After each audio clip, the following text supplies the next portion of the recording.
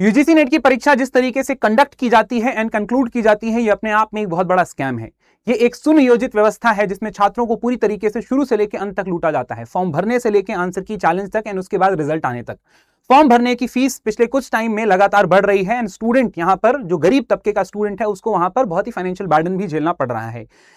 तो परेशानी सिर्फ यहीं पे खत्म नहीं हो जाती है, ये आगे भी बढ़ती है जब यहां पर एनटीए अपने पेपर में इतने सारे एरर करता है एंड देन उसके बाद यहां पर मल्टीपल एक पेपर में अगर आप देखेंगे तो 10-10 सवाल यहां पर आपको चैलेंज करना पड़ता है। अब यहां पे मैं कुछ डेटा आपको दिखाऊंगा, उसके बाद हम इसके समाधान पे बात करेंगे। मैं आज कुछ ऐसे यहां पे समाधान लेके आया हूं जिसमें मुझे लास्ट में आपके सपोर्ट की जरूरत पड़ेगी। आप इस वीडियो में अंत तक बने रहेंगे तो आपको इस पूरी परेशानी का पता चलेगा एंड इसके लिए एक ऐसा समाधान हमने यहां पर खोजा हुआ है, मैंने मेनली यहां पे बनाया हुआ है, जो अगर एनटीए इसको इंप्लीमेंट करता है तो इसमें लाखों छात्र जो यूजीसी नेट की परीक्षा में बैठते हैं उसमें कहीं ना कहीं उनका फायदा होगा। एक ट्रांसपेरेंट एंड अकाउंटेबल सिस्टम यहां पर मेंटेन रहेगा। सबसे पहले हम कुछ डेटा पे बात करते हैं। आपको पता है कि यूजीसी नेट की परीक्षा जब कंडक्ट हो जाती है तो उसके बाद उनकी प्रोविजनल आंसर की आती है। आंसर की बच्चा यहां पर वेरीफाई करता है, अपने जो रिस्पॉन्सेस हैं उसको प्रोविजनल आंसर की से मैच करता है। अगर किसी सवाल में वहां पर गलती होती है तो उसको चैलेंज करने का ऑप्शन आपके पास होता है। एक सवाल का 200 रुपए वो लेते हैं। पहले ये नॉन रिफंडेबल होता था, अब उन्होंने यहां पर इस बार से ऐसा कर दिया है कि अगर आपका क्लेम यहां पर सही साबित होता है तो आपके 200 रुपए लौटा दिए जाएंगे। कुछ डेटा पे बात करते हैं। जैसे मान के चलो पॉलिटिकल साइंस में इस बार लगभग 10 ऐसे सवाल थे जो पूरी तरीके से क्लियर कट, जिनका आंसर चेंज होना चाहिए। कुछ ऐसे सवाल हैं जो यहां पर ड्रॉप होना चाहिए। मैं यहां पर आपको कुछ डेटा दिखाता हूं। जैसे मान के चलो पॉलिटिकल साइंस में लगभग ऐसा है कि 90,000 के आसपास बच्चे जो है वो फॉर्म भरते हैं, ठीक है। अब इसमें से करीब 60 से 65,000 बच्चा इस पेपर में बैठता है। 10 सवाल अगर आपके यहां पर चैलेंजेबल हैं, टोटल 10 क्वेश्चन अगर आपके चैलेंजेबल हैं और मैं यहां पे ये मान लूं कि एक सवाल को, इस 65,000 में से लगभग एक सवाल को 1,000 बच्चा चैलेंज कर रहा है, तो आप समझिए 1,000 बच्चा यहां पर 200 रुपए की फीस भर रहा है, तो एक सवाल में आपके पास कितनी कमाई हो गई? 2 लाख की कमाई आपके पास यहां पर जो है वो हो गई, ठीक है।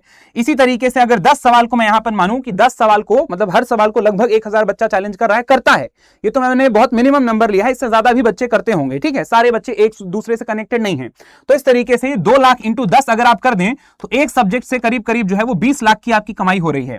इसके बावजूद भी आपने यहां पर कहा है कि हम पैसे लौटा देंगे, लेकिन इसमें भी 10 सवाल में से कितने ड्रॉप होंगे, कितने का आंसर चेंज होगा, इसमें कोई ट्रांसपेरेंसी नहीं है। मेरी यहां पर डिमांड यह है कि इस पर्टिकुलर पूरे के पूरे सिस्टम को कहीं ना कहीं रिफॉर्म किया जाना चाहिए। मैं यहां पे एक प्रोटोटाइप बनाकर लाया हूं, एक जो है वो आंसर की चैलेंज पोर्टल का, जिसमें हम यहां पे बात करेंगे। मान के चलो कि यहां पे मुझे ऐसा लगता है कि एनटीए को एक नया पोर्टल बनाना चाहिए आंसर की चैलेंज को लेकर। जैसे मान के चलो कि ये एक पोर्टल है, आपकी आंसर की आई है, और ऐसा कुछ पोर्टल एनटीए को बनाना चाहिए जहां पर बच्चा जाए अपने सब्जेक्ट को सेलेक्ट कर पाए। मान के चलो ये पॉलिटिकल साइंस का बच्चा है, ठीक है, मैं पॉलिटिकल साइंस का स्टूडेंट हूं, मैंने पॉलिटिकल साइंस सेलेक्ट किया है। आगे मैंने प्रोसीड किया तो यहां पर एप्लीकेशन नंबर एंटर करने के लिए आएगा। मैं अपना एप्लीकेशन नंबर यहां पे एंटर करूंगा, 1 2 3 4 5 6 7 8 9 जो भी है, ठीक है। पासवर्ड एंटर करूंगा मैं यहां पे अपना, ठीक है। देन इसके बाद कैप्चा कोड मैं यहां पे फिल करूंगा। कैप्चा कोड फिल करते ही मेरे डिमांड यहां पर ये है, या मेरा समाधान यहां पर ये है कि एक इस तरीके का जो है वो पोर्टल खुलना चाहिए जहां पर एक साइड बच्चे के सारे यहां पर अगर मतलब पॉलिटिकल साइंस पेपर 1 पेपर 2 दोनों के क्वेश्चन की आईडीज होनी चाहिए। यहां पर जो है वो ऑप्शन होने चाहिए। बच्चा अपनी जो रिस्पॉन्स शीट है उससे उसको मैच करेगा, जहां भी सवालों में उसको गड़बड़ी दिखेगी वो यहां पे आके उसको चैलेंज कर सकता है। अभी भी सिस्टम कुछ ऐसा ही है। इसमें नया क्या है मैं आपको समझाता हूं। तो मान के चलो यहां पे ऐसा हो कि किसी एक बच्चे ने अगर किसी एक सवाल को चैलेंज कर दिया है तो दूसरा बच्चे से आप वहां पे फीस मत लीजिए, मतलब दूसरा जो बच्चा है आप उससे फीस किसी भी तरीके की मत लीजिए, ठीक है। तो यहां पे आप देखिए कि मान के चलो एक स्टूडेंट है, स्टूडेंट ए, जिसने ऑलरेडी इस पर्टिकुलर क्वेश्चन को यहां पे चैलेंज कर दिया है।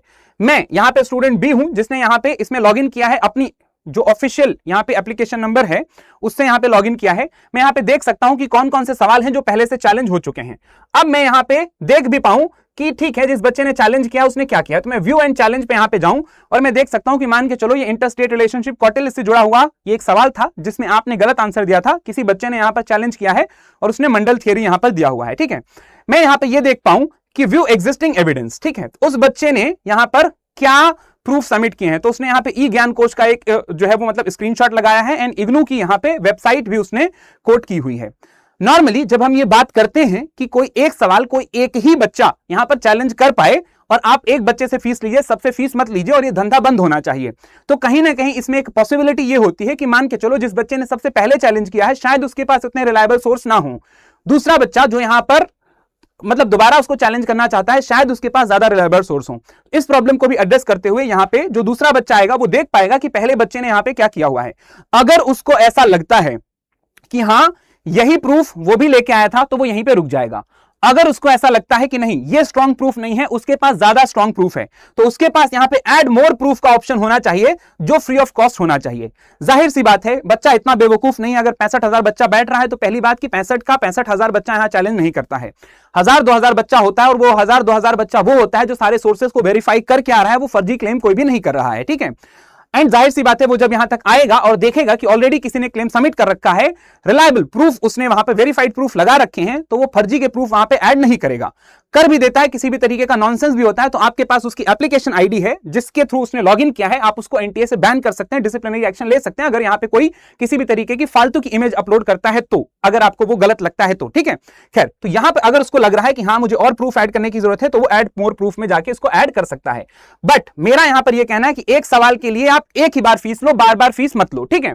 और इस तरीके से दोनों परेशानियां सॉल्व हो जाएंगी, लिमिटेड प्रूफ भी नहीं रहेगा, किसी के पास अच्छा प्रूफ है तो वो इसको यहां पे कहीं ना कहीं उसको ऐड कर पाएगा। दूसरा, वो और नीचे जाएगा और देखेगा, मान के चलो उस जो सेकंड नंबर का स्टूडेंट आया है या थर्ड नंबर का स्टूडेंट आया है, उसने यहां पे देखा कि इतने सवाल ऑलरेडी किसी ना किसी ने भारत में चैलेंज कर दिए हैं। उसको ऐसा लगता है कि हां ठीक है, यहां पे एक और सवाल है जो मुझे चैलेंज करना चाहिए, मुझे गलत लग रहा है। उसके पास जाहिर सी बात है, आप यहां पे फीस अगर ले रहे हैं तो कोई भी फर्जी क्लेम तो करेगा नहीं, किसी को भी अपने 200-500 रुपए 1000 रुपए गंवाने का कोई शौक नहीं है, ठीक है। अगर उसके पास प्रूफ होगा तो वो यहां पे नए सवाल को चैलेंज करेगा, वो यहां चैलेंज में जाएगा, चैलेंज में जाते ही वो यहां पे अपना ऑप्शन सेलेक्ट करेगा, चैलेंज दिस क्वेश्चन में जाके वो अपने नए सोर्सेस को ऐड कर देगा। बट जैसे ही ये बच्चा उसको करेगा, इसके बाद आने वाला कोई भी बच्चा इस सवाल को चैलेंज ना कर पाए, चैलेंज ना कर पाए का मतलब आप उससे पैसे मत लीजिए, वो सोर्सेस को ऐड कर पाए। इस तरीके से ये जो रिपीटेशन है या ये जो एक धंधा है जिसमें आप इतने बड़े लेवल पे इस कहीं ना कहीं बच्चों को लूट रहे हैं, ये यहां पर बंद हो जाएगा। मेरी डिमांड सिर्फ यहीं तक नहीं है, मेरी डिमांड इसके आगे भी है कि आपको पता होगा कि बच्चे जब इस तरीके से चैलेंज कर देते हैं तो उसके बाद भी जब आप अपनी फाइनल आंसर की जारी करते हैं उसमें कोई ट्रांसपेरेंसी नहीं होती है। कौन सा सवाल ड्रॉप हुआ है, कौन सा सवाल आपने रिटेन किया है, किसका आंसर चेंज किया है, किसका नहीं किया है, कोई ट्रांसपेरेंसी नहीं होती है। आपने अपने गाइडलाइंस में लिख रखी है कि यहां पे जब बच्चा सवाल चैलेंज करता है तो उसके बाद आप उसको एक्सपर्ट को भेजते हैं। मेरी यहां पर डिमांड यह है कि इसके बाद फाइनल जब आंसर की आएगी आपकी, तो वहां पर अगेन इसी पोर्टल में आप एक कॉलम बनाइए इस तरीके का एक्सपर्ट रिव्यू का। बच्चा फाइनल कहीं ना कहीं एक ट्रांसपेरेंसी होनी चाहिए, फाइनल रिजल्ट के टाइम पे बच्चा जो है वो इस तरीके के पोर्टल में जाए जहां पर आप बताइए कि पॉलिटिकल साइंस में आपके पास कितने सारे सवाल थे जो चैलेंज हुए थे, आप यहां पे उसका डेटा दिखाइए। कौन कौन से वो ऑप्शन थे जो बच्चों ने यहां पे क्लेम किए थे कि इसका ऑप्शन बी नहीं बल्कि ए होना चाहिए। देन इसके बाद आप उसका आउटकम बताइए कि आपने क्या डिसाइड किया है। यहां आप 3 में से कोई एक ऑप्शन सेलेक्ट कीजिए, आंसर रिटेन। आंसर रिटेन का मतलब वो आंसर जो आपने पहले दिया था, बच्चे ने चैलेंज किया था बट आपने उसको चेंज नहीं किया है। दूसरा ऑप्शन यहां पर अगेन, अगर आपने ऐसा किया है तो आप जो है वो आंसर रिटेन रखिए। दूसरा, अगर आपने क्वेश्चन ड्रॉप किया है तो क्वेश्चन ड्रॉप सेलेक्ट कीजिए, या फिर आंसर आपने चेंज किया है तो आंसर चेंज को आप यहां पे सेलेक्ट कर दीजिए। इसके बाद यहां पे आप कह रहे हैं कि हम एक्सपर्ट को भेजते हैं। जो भी एक्सपर्ट कमिटी है या जिस भी एक्सपर्ट ने उसको वेरीफाई किया है वो यहां पे अपना कमेंट ऐड करे। बच्चे से आप पैसा लेके, पैसा भी बच्चा दे रहा है, प्रूफ भी बच्चा दे रहा है, आप उसे ड्रॉप नहीं कर रहे हैं, बट इसके बाद ट्रांसपेरेंसी भी नहीं है। इतना सब कुछ भरने के बाद भी आप यहां पर यह नहीं बता रहे हैं कि आपने उस सवाल को ड्रॉप किया है तो क्यों किया है, किया नहीं है। सबसे बड़ा सवाल तो यह है कि नहीं किया है तो क्यों नहीं किया है। तो उसके बाद यहां पर एक्सपर्ट का कमेंट होगा। बच्चे को एटलीस्ट यह तो पता चलना चाहिए कि हां मैंने 1000 रुपए, 500 रुपए, 200 रुपए मैंने लगाए हैं, और अगर यहां पर मेरा सवाल ड्रॉप नहीं हुआ है या आंसर चेंज नहीं हुआ है, मुझे उसका फायदा नहीं मिला है, पूरे भारत के जितने छात्र हैं उनको उसका फायदा नहीं मिला है, तो क्यों नहीं मिला है। मैं गलत हूं तो क्यों गलत हूं, एक्सपर्ट अगर सही है, एनटीए सही है तो क्यों सही है। एटलीस्ट वो यहां पे 1000-500 रुपए, मैं कहता हूं आप फीस बढ़ा दो, आप 200 की जगह 500 रुपए ले लो, आप 1000 रुपए ले लो, आप इसको नॉन रिफंडेबल बना लो। जहां पे आप यहां पे 20 लाख का धंधा कर रहे हैं, ठीक है, बच्चों को लूट रहे हैं, इतने सारे बच्चों से आप जो है वो 20 लाख रुपए ले रहे हैं, उसमें भी कोई ट्रांसपेरेंसी नहीं। आप ये समझिए, अगर इन 20 लाख रुपए जो यहां पे कलेक्ट किए गए हैं, रफली ये एक फिगर है, आप इन 10 में से 5 सवाल भी अगर यहां पे चैलेंज में मतलब जो क्लेम है आप उसको एक्सेप्ट करते हैं, 5 नहीं भी करते हैं, तब भी आप बच्चों को सिर्फ 10 लाख लौटाएंगे, 10 लाख आपकी जेब में जाएगा। ये सिर्फ एक सब्जेक्ट की बात है, इसी तरीके से 87 सब्जेक्ट हैं, ठीक है। तो ये एक बहुत बड़ा स्कैम है एनटीए का। मुझे लगता है इस तरीके के जो रिफॉर्म है ये आने चाहिए। खैर, इसमें एक्सपर्ट अपना जो है वो हर सवाल कि उसने क्यों नहीं ड्रॉप किया है ये पता चल जाएगा। बच्चे को भी तसल्ली रहेगी कि ठीक है, मेरा 1000 रुपए गया, मेरा 500 रुपए गया, मुझे कोई दिक्कत नहीं है, बट एटलीस्ट मैं यहां पे गलत था, एक्सपर्ट कमेटी यहां पर सही थी, ठीक है। तो इस तरीके की ट्रांसपेरेंसी होनी चाहिए, बच्चों को लूटना बंद कीजिए। आप सिर्फ एक ट्वीट करके आप ये बता दे रहे हैं कि नहीं नहीं हम तो आपके 200 रुपए लौटा देंगे। 200 रुपए लौटा दोगे, लेकिन किसका लौटाओगे? जिनका क्लेम एक्सेप्ट करोगे ना, बस उन्हीं का।